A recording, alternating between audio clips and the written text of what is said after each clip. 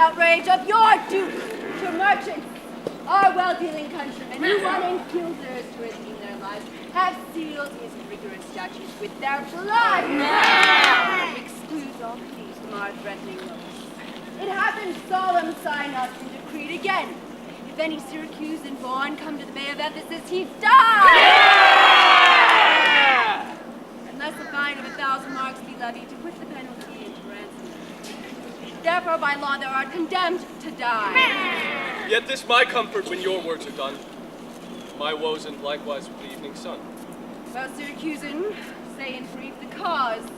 For what cause thou departs from thy native land, and for what cause thou camest here to Ephesus? In Syracusa was I born, and wed to a woman. Happy but for me.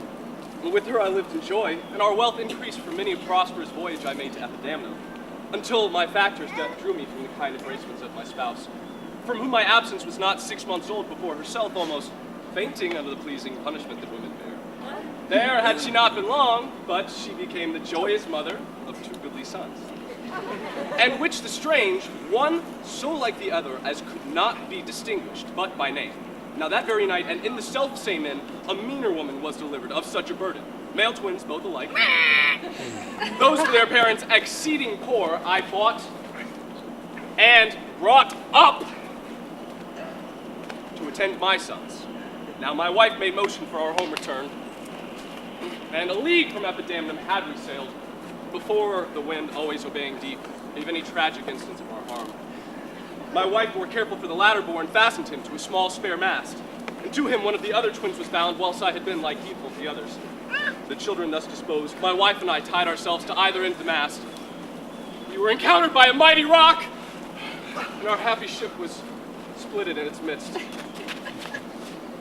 My eldest care, and yet my youngest son, at 18 years, became inquisitive after his brother, and importuned me that his attendant, as his case was the like, might bear him company in the search.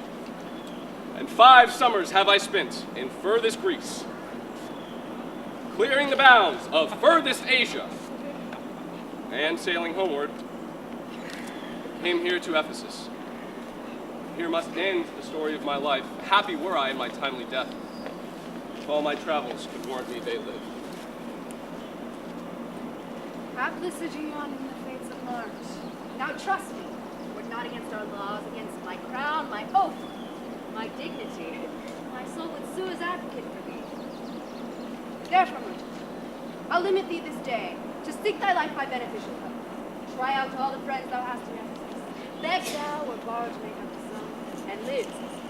Know that thou art doomed to die. Jailer, take him to thy custody.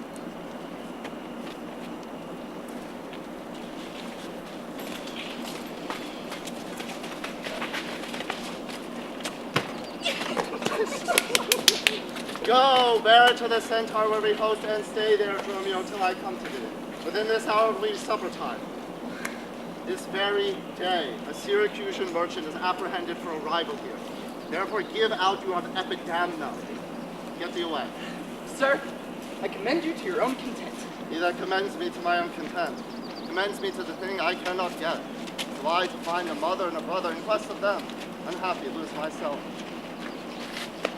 Here comes the almanac of my today. What now? How chance you are returned so soon? Returned so soon? Rather approach too late. The capon burns. The pig falls from the spit. The clock hath struck at 12 upon the bell. My mistress made a 1 upon my cheek.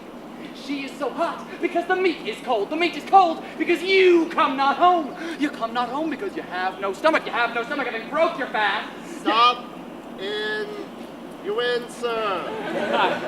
Tell me this cipher. Where is the money I gave you? Oh, 6pence that I had a Wednesday last to pay the saddler for my mistress' copper. The saddler had it, sir. I kept it not. Come, Dromio, these just are out of season. Reserve them till a merrier hour than this. Where is the 1,000 marks thou hadst of me? Oh, I have some of your marks upon my pate, some of my mistress' marks upon my shoulders, but not 1,000 marks between you both. Mistress's marks. What mistress, slave, hast thou? Your worship's wife, my mistress, the phoenix? What, wilt thou flout me thus into my face? Be forbid. Oh, take thou there, sir knave. Oh, sir, I'll take my heels. By my life, I send the vice under the fool is overawed of all my money. Well, to the centaur to seek their slave, I greatly fear my money is not safe. Neither my husband nor the slave returned that in such haste I sent to seek his master. Perhaps the merchant has invited him, and from the march he's somewhere gone to dinner. Good sister, let us dine, and never fret. A man is master of his liberty. Time is their master, and when they see time, they'll go or come. If so, be patient, sister. This servitude makes you to keep unwed. Not this, but troubles of the marriage bed. But were you wedded, you would bear some sway. Ere I learn love, I'll practice to obey. How if your husband starts some other way? Till he come home again, I would forbear. Well, I will marry one day, but to try. Here comes your man. Now your husband is nigh. Say, is your tardy master now at hand? Nay, he's at 2 hands with me, and that my 2 ears can witness. Say, didst thou speak with him? Knowest thou his mind? But sure, he is stark mad. When I desired him to come home to dinner, "'Tis dinner time," quoth I. My gold. Quoth he, "Will you come home?" quoth I. My gold. Quoth he, "My mistress." "Sir," quoth I. And of thy mistress, I know not thy mistress as on thy mistress. Who? Quoth my master. I know. Quoth he, No wife, no house, no mistress. "So did my errand do unto my tongue. I thank him I bear home upon my shoulders. For in conclusion, he did beat me there." Hence, prating peasant, fetch thy master home. You know his eye doth homage otherwhere, or else what lets it but he would be here. Sister, you know he promised me a chain, so he would keep fair quarter with his bed. Since that my beauty cannot please his eye, I'll weep what's left away, and weeping die. How many fond fools serve mad jealousy? How now, sir? Is your merry humor altered? You received no money. You know no centaur. Your mistress said to have me home to dinner. Or else it's at the Phoenix. What's so mad that thou so madly thou didst answer me? What answer, sir? When spake I such a word? Why, even now, even here, not half an hour since. I've not seen you since you sent me hence home to the centaur with the gold you gave me. Villain, thou didst deny the gold's receipt and told me of a mistress and a dinner. Glad to see you in this merry vein. I pray, what means this jest? Master, tell me. Thinkest thou I jest? Ho, take thou that, and that, and that.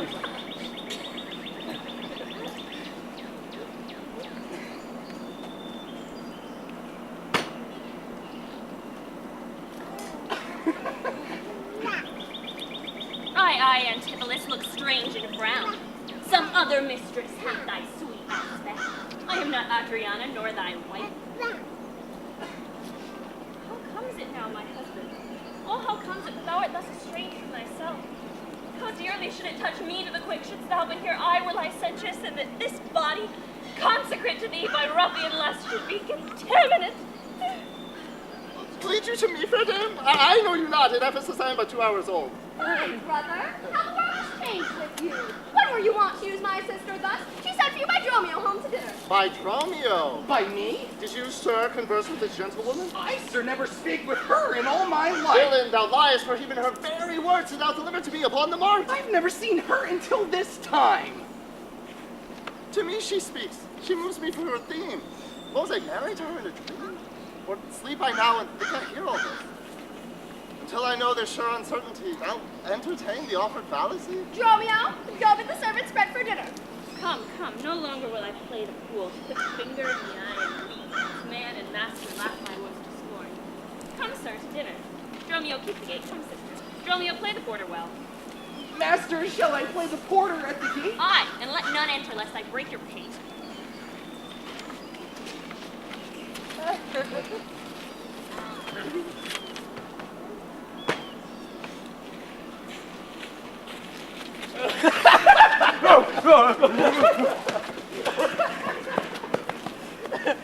Thou drunken slave, what didst thou mean by this? Say what you will, sir, but I know what. I know that you beat me at the mart. I have your hand to show. If the skin were parchment and the blows you gave were ink, your own handwriting would tell you what I think. I think thou art an ass. Good Signor Angelo, you must excuse us all. My wife is shrewish when I keep not hours. Say that I lingered at your shop to see the making of her carcinet and that tomorrow you will bring it home. Oh, bid them let us in. Go! Get thee from the door! What patch has made our porter? My master stays in the street. Who talks within there? Ho, open the door. Right, sir. I'll tell you when, and you tell me wherefore. Wherefore, for my dinner, I have not dined today. Nor today. Here you must not come again, when you may. What art thou that keepest me up from the house I owe? The porter for the time, sir, and my name is Dromio. Oh, villain!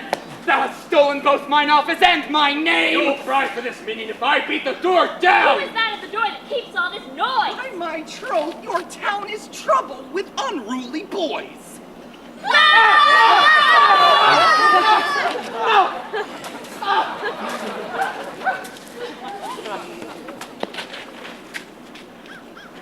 Oh, have patience, sir! Let it not be so herein. You war against your reputation and bring within the compass of suspect the unviolated honor of your wife. Now be ruled by me. Depart in patience and let us all to the Tiger to dinner. And about evening come yourself alone to know the reason of this strange restraint.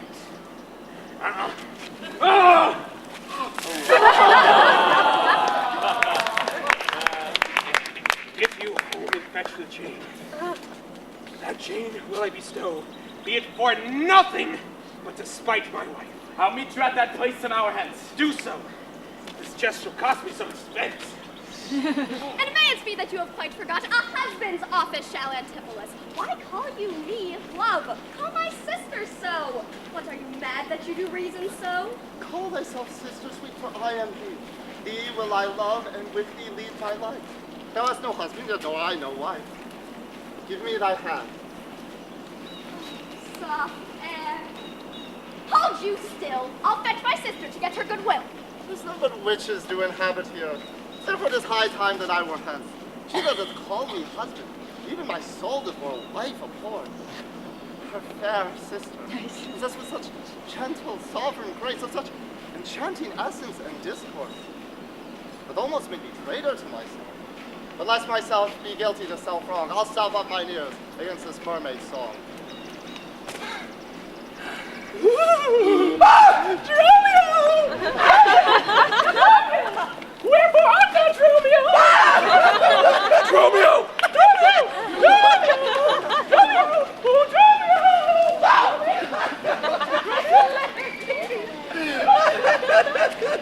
Do you know me, sir? Am I Dromio? Am I your man? Am I myself? Thou art Dromio, thou art my man, thou art thyself. I am an ass! I am a woman's man. What woman's man? The kitchen wench, sir. She is all grease, and I know not what use to put her to, but to make a lamp of her and run from her by her own light. What? If she would live till doomsday, she'd burn a week past the end of the world. What is she? Now, sir, she is spherical, like a globe. I can find countries in her. In what part of her body stands Ireland? Mary, sir, in her buttocks. I found it out by the bogs. Where's Spain? Faith, I saw not that felt it hot in her breath. Where stood Belgium, the Netherlands?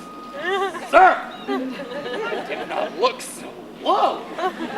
But, to conclude, this drudge laid claim to me, called me Dromio, swore I was assured to her, told me what privy marks I had about me, such as the mark on my arm, the mole on my neck, and the great wart on my left shoulder. And being thus amazed, I ran from her as a witch. Dromio! Dromio!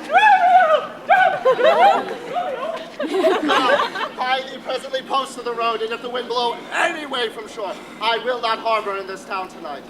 If any bark put forth, come to the mark where I will walk till thou return to me. If everyone knows us and we know none, this time I think to trudge back and be gone.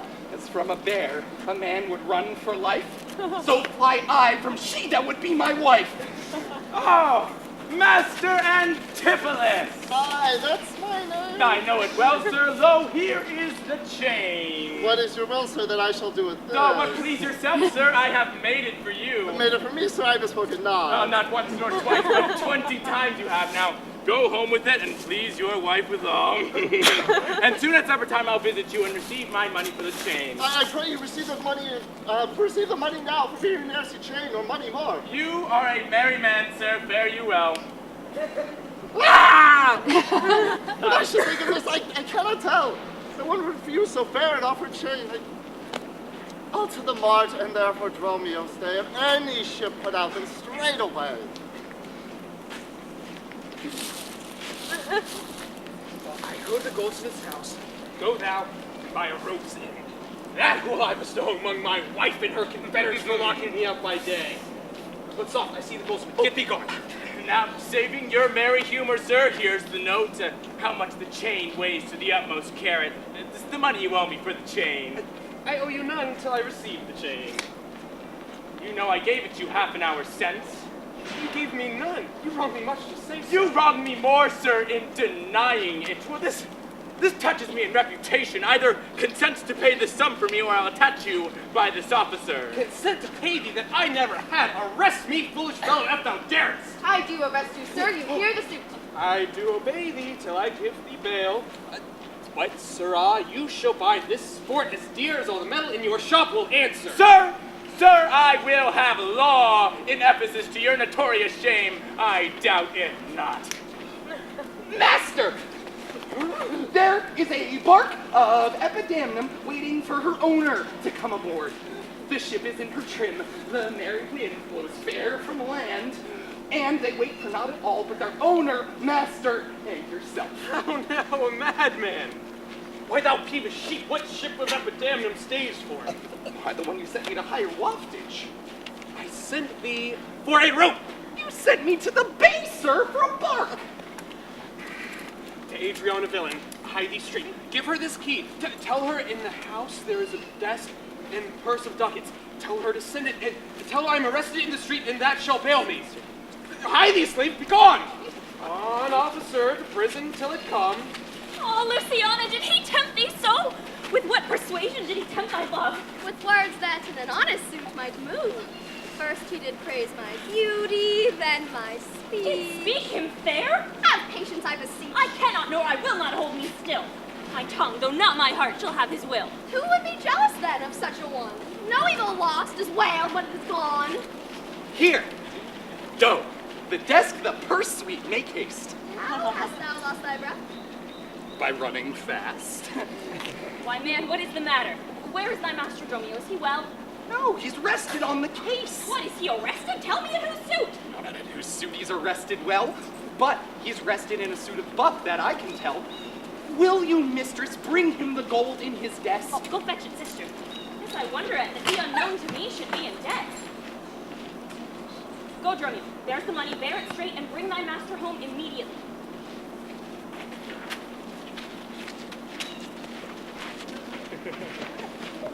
There's not a man I meet but does salute me as if I were their well-acquainted friend. And everyone doth call me by my name. Master, here is the gold you sent me for. Well, rescuing your foolery, are there any ships put forth tonight? I told you not an hour since that the bark expedition was put forth tonight, and then you were apprehended by the sergeant to tarry for the hoy delay. Fear me not, man, I'll not break away. I give thee, ere I leave thee, so much money to warn thee as I'm rested for. My wife is in a wayward mood today and will not lightly trust the messenger. That I should be attached in Ephesus, I tell you, 'twill sound harshly in her ears. How now, sir, have you that I sent you for? Here's that I warned you will pay them all. But where's the money? Why, sir, I gave the money for the rope. Thou whoreson! Senseless villain! Alas, how fiery and how sharp he looks! Oh, poor distressed soul. You minion, you! Are these your customers? Did this companion with the saffron-faced revel and feasted in my house while upon me the guilty doors were shut and I denied to enter? Oh, husband, God doth know you dined at home today. Where would you have stayed until this time, free from these slanders and this open shame? Dine at home? Thou villain! What sayest thou? Sir, sooth to say, you did not dine at home. Were not my doors locked, and I shut out? Your doors were locked and you shut out. And did not she herself revile me there? Sans fable, she herself reviled you there. And did I not in a rage depart from this? In verity you did, my bones bear witness. Thou hast suborned the goldsmith to arrest me! Oh, alas, I sent you money to redeem you by Dromio here. Make a haste for it. Money! Oh, by my heart and good will you might, surely, master, not a rag of money. Wentst thou not to her for a purse of ducats? Came to me, and I delivered it. And I am witness with her that she did. God and the rope maker bear me witness, I was sent for nothing but a rope. I did not, gentle husband, lock thee forth. And gentle master, I received no gold, but I confess, sir, we were locked out. Dissembling villain, thou speakst false in both. Dissembling harlot, thou art false in all, and art confederate with the damned pack to make a loathsome abject scorn of me. But with these nails, I'll pluck out these eyes that would behold me in such shameful sport! Come not near me!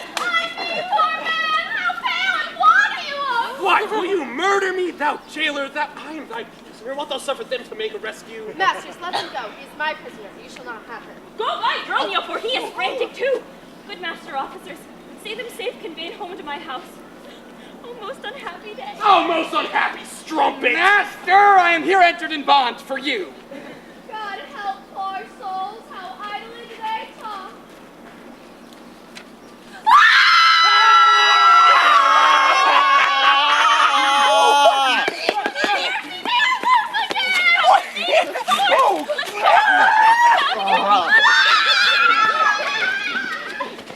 I see these witches are afraid of swords. Your wife now runs from you. Go to the centaur, fetch our stuff from thence. I long that we were safe and sound aboard. I pray you, stay here this night. They will do us no harm. You see, they speak as well, give us gold. By my faith, I could find it in my heart, but for the mad mountain of flesh that would be my wife, to stay here and turn witch. I will not stay tonight for all the town, therefore away to get our stuff aboard. Signor Antipholus! I wonder much that you would put me to this shame and trouble, and not without some scandal to yourself, with circumstance and also to deny this chain, which now you wear so openly beside the charge of the shame imprisonment. You have done wrong by this, my honest friend. This chain you've had of me, can you deny it not? I thought I had. I never did deny it. Yes, that you did, and forswore it too. You heard me to deny all Oh, for sure. these ears of mine thou know. Oh, vilely wretch! 'Tis pity that thou livest to walk where any honest man resort. Thou art a villain to impeach me thus. I'll prove my honor against thee presently if thou darest. Oh, Stand. I dare and do defy thee for a felon! Hold! Harm him not, for God's sake! He is mad! Some get within him, take his sword away. Find Dromio too, and bear them to my house. Run, master, run! Here, take a house. Here is a priory. In, or we are spoiled. Be quiet, people! Wherefore throng you hither? To fetch my poor distracted husband hence. This week he hath been heavy, sour, sad, and much different from the man he was. But till this afternoon his passion dare break into extremity of rage. You should for that have reprehended him. Why, so I did. Aye, but not rough enough. As roughly as my modesty would let me. She never reprehended him as mildly, when he demeaned himself roughly, rude, and wildly. Let your servants fetch my husband forth. He took this place for sanctuary, and it shall privilege him from your hands till I have brought him to his wits again, or lose my labor in saying it. I shall tend my husband, be his nurse, diet his sickness, for it is my office. I shall have no attorney but myself. Therefore, let me have him home with me. And ill it doth beseem your holiness to separate the husband and the wife. Be quiet and depart. Thou shalt not have him. Complain unto the Duke of this indignity. Come, go, I will fall prostrated at his feet and never rise until my tears and prayers have won his grace to come in person hence and take perforce my husband from the attics. Anon, I'm sure the Duke himself in person comes his way to the melancholy vale, the place of sorry death and execution behind the ditches of the abbey here. Upon what cause? Oh, to see a reverend Syracusan merchant who put unluckily into this bay against the laws and statutes of our town, beheaded publicly for his offense. Look where they come, we will behold his death. Name of the Duke before he passed the abbey! Yet once again proclaim it publicly. If any friend will pay this sum for him, he shall not die, so much we tender him. Justice, most sacred Duke, against the abbess! She is a virtuous and a reverend lady. It cannot be she has done me any wrong.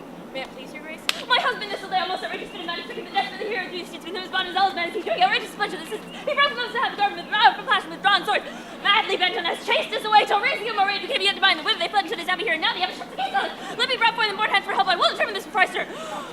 Oh, mistress! Mistress! Simpson, save yourself! My master and his man have both broke loose. Peaceful, thy master and his man are here, and this is false thou just report to us. Oh, mistress, all my life I tell you true. Witness you that he is born about invisible! Justice, most gracious Duke, oh grant me justice! Lest the fear of death doth make me dote, I see my son Antipholus, and Dromio. Justice, sweet prince, against that woman there. This day, great Duke, she shut the doors upon me while with harlots feasted in my A house. grievous fault, say women, didst thou so? No, your gracious Duke! Myself, he, and my sister today did die together. Oh, So perjured befall my woman. soul, as this is false he burdens me withal. They are both forsworn. In this the madman justly chargeth them. My liege, what I advise what I say, neither disturbed with the effect of wine, nor heady rash provoked with raging ire. This day, great Duke, this woman locked me out. This goldsmith here, were he not packed with her, could witness it, for he was with me then, who parted from me to go fetch a chain. I went to seek him in the streets, I found him, and there did this perjured goldsmith swear me down that I this day of him received the chain which God he knows I saw not. For the which he did arrest me with an officer. My lord, in truth, thus far I witness with him that he dined not at home, but was locked out.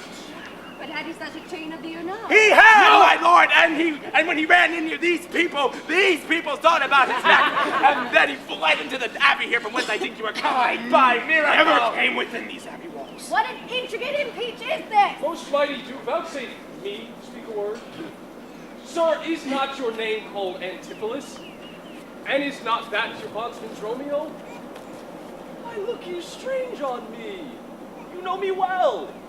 Grief hath changed me since you saw me last, and time's always deforming face hath written strange features in me, but tell me yet thou dost not know my voice.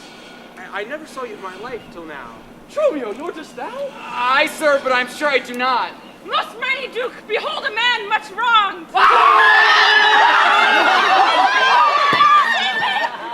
One of these men is genius to the other. Also of these, which is the natural man and which the spirit who deciphers them? Sir of Dromio, send him away! Nay, sir, I am Dromio. Pray let me stay. Aegean, art thou not, or else is go? My old master, who hath bound you here? Whoever bound him, I will loose his bonds, again a husband by his liberty. Speak, old Aegean, if thou beest the man that hast a wife once called Amelia, that bore thee at a burden 2 fair sons. Oh, if thou beest the same Aegean, speak. Unless I dream thou art Amelia. Tell me, if thou art she, where's the son that floated with thee on the faithful raft? By men of Epidamnum, he and I and the twin Dromio were all taken up. But by and by, brute fishermen of Corinth by force took Dromio and my son from them. And me left with those of Epidamnum. Then became of them I cannot tell. I to this fortune that you see. Here begins his morning story right. These 2 Antipholuses, these 2 so like these 2 Dromios, one in semblance. Besides her urging of her wreck at sea, these are the parents of his children. Accidentally are met together. They said, I know not Which of you 2 did dine with me today? I, gentle mistress, And are you not my husband? No, I say nay to that. and so say I, yet did she call me so? This is the chain which you had of me. I think it be, sir, I deny it not. And for this chain you had me arrested. I think I did, sir, I deny it not. I sent you money to redeem you by Dromio, but I think he brought it not. This purse and ducats I received from you, and Dromio, my man, did bring them me. This purse pun I for my father here. It shall not need thy father hath his life. Renowned Duke, vouchsafe to take the pains to go with us into the abbey here, and hear at large discourse all our fortunes. After so long grief, such festivity. With all my heart I'll gossip at this feast. Oh, master! Shall I fetch your stuff from shipboard? What stuff of mine hast thou embarked, Dromio? Why, the things we laid host at the Centaur. He speaks to me. Well, we'll look to that anon. Go with us. Embrace your brother there. Rejoice with him. There is a fat friend at your master's house. Thou shalt be my sister and not my wife. Methinks you are my glass and not my brother. I see by you I am a sweet-faced youth. Will you go in to see their gossiping? Oh, no, sir, you are my elder. There's a question. How shall we try it? We'll draw cuts for the senior. But till then, lead thou first. We came into the world like brother and brother. Now let's go hand in hand, not one before another.